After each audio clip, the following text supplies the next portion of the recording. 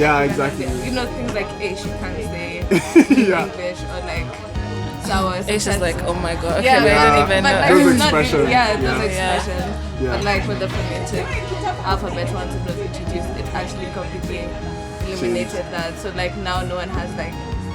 So now when we talk, like there's no emotion actually, like when you speak, it's just to justify across words. But like they were trying to compare it with like Chinese, you know, like when you watch anime and Japanese, Yeah. just how they speak, how they put it across, you know, Exactly. it's with life actually. Exactly, But then yeah. when you watch it in English, and oh. yeah, it's almost like I can't watch anime like, in you can't English. express So it. scary, So yeah. the same way I was saying, like you can't really say ish or ay, or you know, those kinds of things you can never express. But if you did, you'd understand like how Yeah, like, exactly. the emphasis of that point. You understand? Exactly.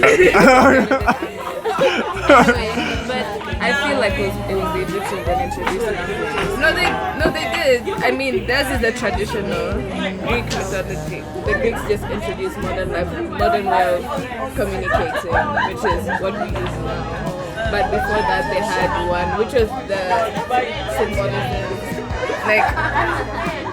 So like basically the way they write with birds and Yeah.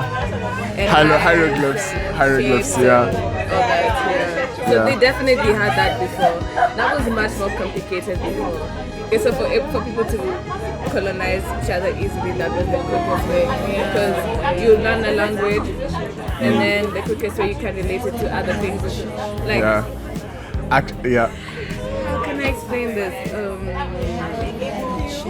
It's like you have to teach people about five topics so that they can grasp easily how to react to those 5 things, because you've separated them all over. I've seen that name for 2,000 years ago.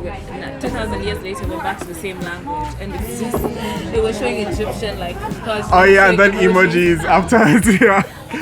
Yeah. I don't want to say whitewashed so much of it, but like there's such a history of like, for example, you know the Sphinx.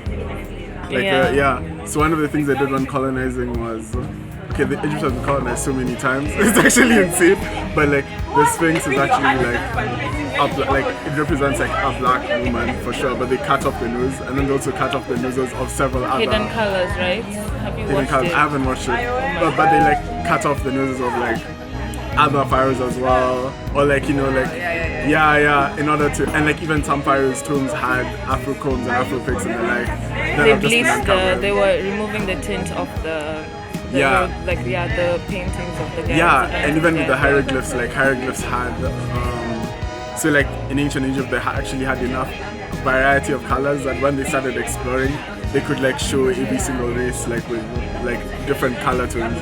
So like when they depict like royalty or different like characters, like they depict them accurately, but there's this idea that they didn't have the resources, and so like it's not, they weren't actually black, and you know, like Egypt now has such a strong anti-black like, I don't know, like culture. It's anti-black, but it's so funny when you go there, they actually love black women, which is kind of they're willing to like give you 50 camels for and that's like, Okay.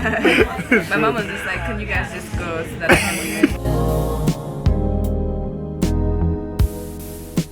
Carrying a name. Fall onto my fire. No regrets. I was wondering, what is that? Wow. On the level.